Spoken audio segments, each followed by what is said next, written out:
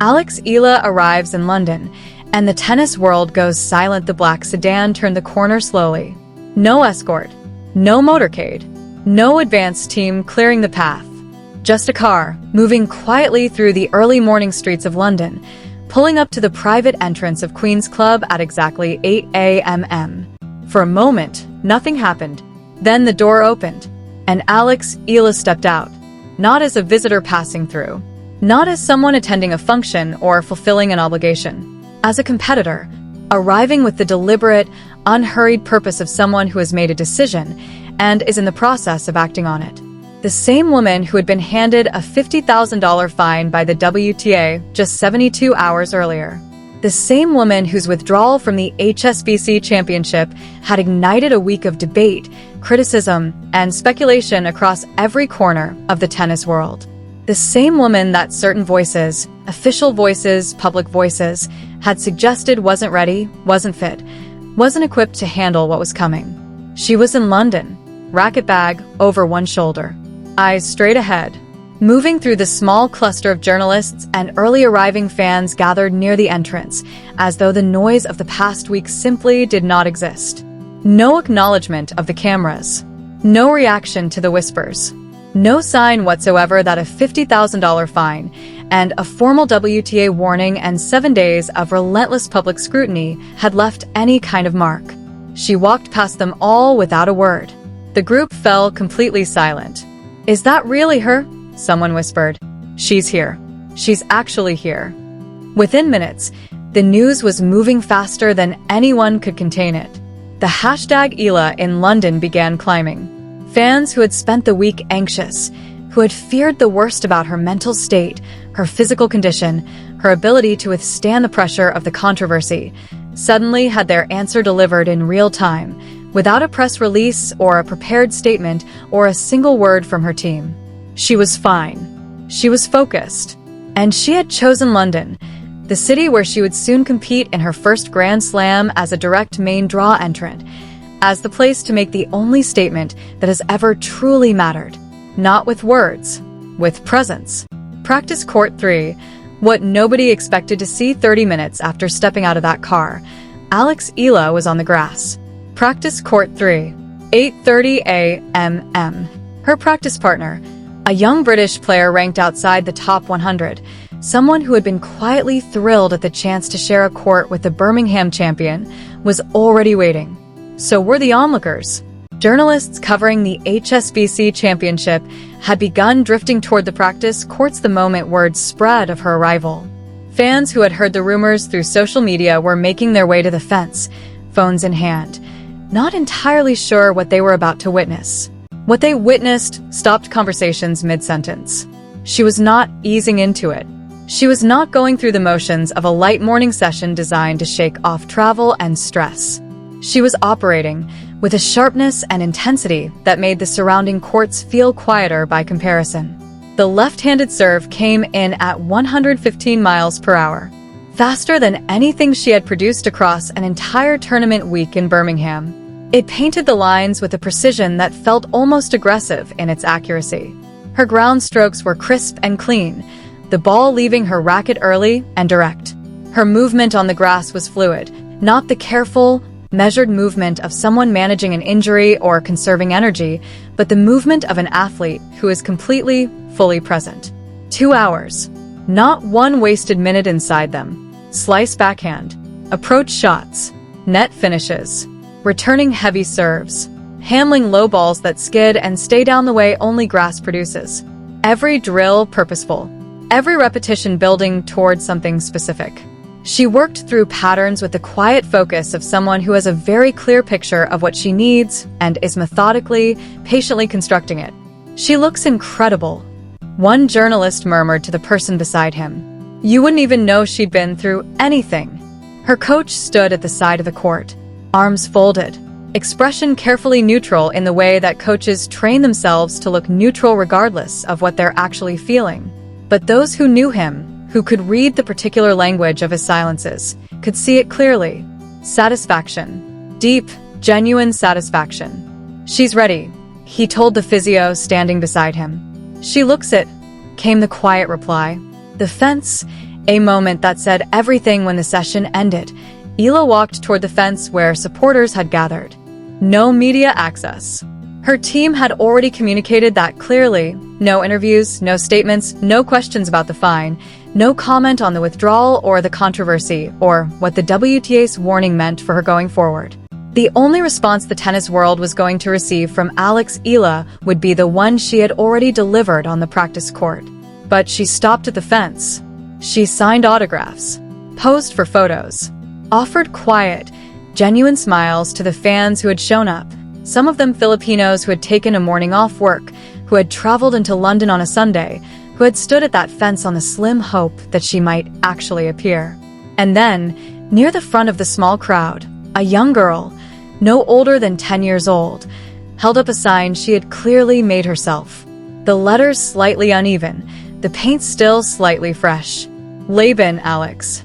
Laban. Eala leaned down slowly. Her hand reached out and touched the sign, gently, deliberately, the way you touch something you want to acknowledge fully. She looked at the girl directly, and she mouthed 2 words. "Thank you." The girl burst into tears. And in that moment, that small, quiet, completely unscripted moment at a fence on a practice court in West Kensington on a Sunday morning, Alexandra Eala communicated something that no press conference, no statement, no carefully worded response to the WTA's fine could ever have conveyed. She was not broken. She was not retreating. She was here. The media center. The silence that was the statement the journalists had arranged themselves in the media area with the practiced efficiency of people who do this for a living. Notebooks open. Cameras positioned. Questions prepared and mentally ordered by priority. They expected a press conference. At minimum, a brief statement. Some kind of formal acknowledgement of the week's events, the withdrawal, the fine, the warning, the criticism. Something to file. Something to quote. Something that would allow the story to move into its next chapter. Eala never came. Her team delivered the message, without ceremony. No interviews. No statements. No explanations. The media would get what the practice court had already given them, and nothing more. She's not going to address it. One reporter noted, the frustration audible. Just training. That's it. But sit with that silence for a moment, because that silence was not empty. It was constructed. It was a deliberate, considered choice made by someone who understands, at 21 years old, with a clarity that takes most people decades to develop, that words in the middle of a controversy feed the controversy. That explanations invite counterarguments. That the only narrative strong enough to replace the current one is the one written on a court, with a racket in real time. The WTA had issued its statements. Critics had delivered their verdicts loudly and at length. Fans had debated across every platform for 7 consecutive days. None of it, not a single word of any of it, had changed anything that actually mattered. What changes things is action. Presence. The refusal to disappear when disappearing would be the easier, quieter, more comfortable choice. Her arrival at Queen's Club was not impulsive. It was calculated with the precision of someone who has learned that the most powerful thing a person can do in the middle of a storm is simply show up, visibly, undeniably, without apology, and get back to work. Actions speak louder than words. One fan posted within the hour. Alex doesn't need a microphone. She's letting her racket do the talking. And right now, her racket is absolutely screaming. 50 million views. The world responds within hours of that quiet Sunday morning arrival. The hashtag Eala in London had been viewed over 50 million times. 50 million. For a training session. For a practice court. For a player who said nothing, held no press conference, gave no interviews, and simply showed up and hit tennis balls for 2 hours in the early London morning. From Manila, a fan posted, "I was so worried when she withdrew. I thought maybe she was injured, maybe burnout, maybe the pressure had finally gotten to her. But seeing her at Queen's Club, training like a warrior the way she always does, I have never been more proud of her." Another wrote, "The WTA tried to silence her with a fine. They tried to warn her into submission. But look, she's in London. She's on the grass. She's preparing for Wimbledon. You cannot stop someone like this." A third, "She doesn't need to say a single word. Her presence at Queen's Club is the loudest statement she could possibly make. She's telling everyone, the WTA, the critics, the doubters, you can find me, but you cannot stop me. And perhaps most tellingly, even fans who had spent the week critical of her decisions found themselves shifting. I questioned her this week. I thought the withdrawal was wrong, and I said so publicly, one tennis supporter wrote. But I have to respect this response. No excuses. No victim narrative. No playing to sympathy. Just showing up in London and working. That is professionalism. That is how champions handle adversity. A new consensus was forming, slowly, then all at once, the way these things always do. Not centered on whether the fine was justified. Not on the details of the withdrawal or the specifics of the WTA's mandatory tournament rules. But on something simpler, more human, and ultimately more important. Alexandra Eala was not defined by the controversy. She was defined by what she did after it. The morning after, one focus, one direction the sun came up over Queen's Club the next morning. Alexandra Eala was already on the practice court before most of the journalists covering the HSBC Championship had finished their first coffee.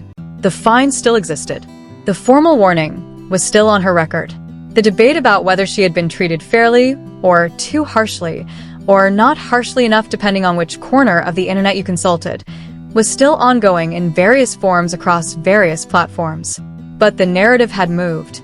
Quietly, decisively, and completely. In the space of a single training session, a fence interaction, and a strategic silence, the story had transformed. No longer was it about a withdrawal and a punishment. Now, it was about preparation. About Wimbledon.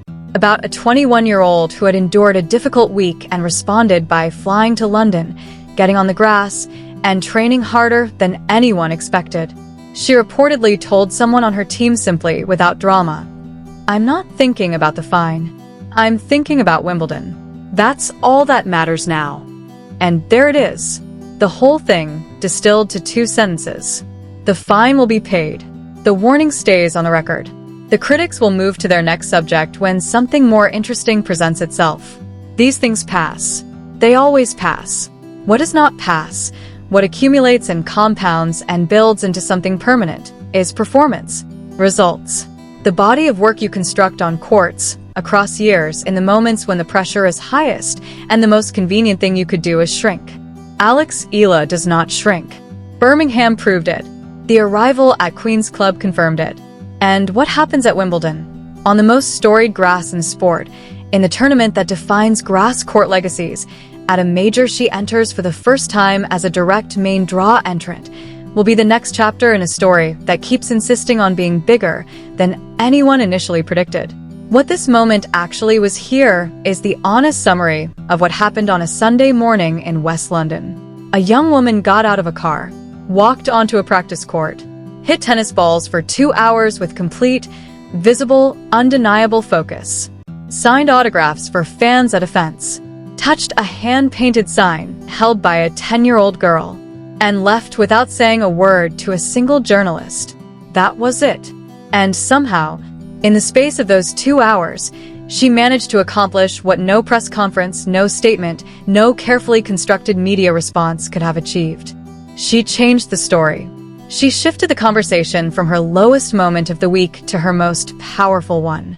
She reminded everyone who had spent 7 days questioning her resilience exactly what her resilience actually looks like when you see it in person. Champions are not built in the moments when everything goes perfectly. They are revealed in the moments when everything goes sideways, when the fine arrives, when the criticism escalates, when the narrative turns against them, and they have to decide, quietly and alone, what kind of person they actually are. Alexandra Eala got on a plane to London. She stepped out of that car. She walked onto that court. The fine was paid. The warning is noted. The controversy has had its week in the sun. Wimbledon is coming. And the 21-year-old from Quezon City who refuses to break is ready. Laban always.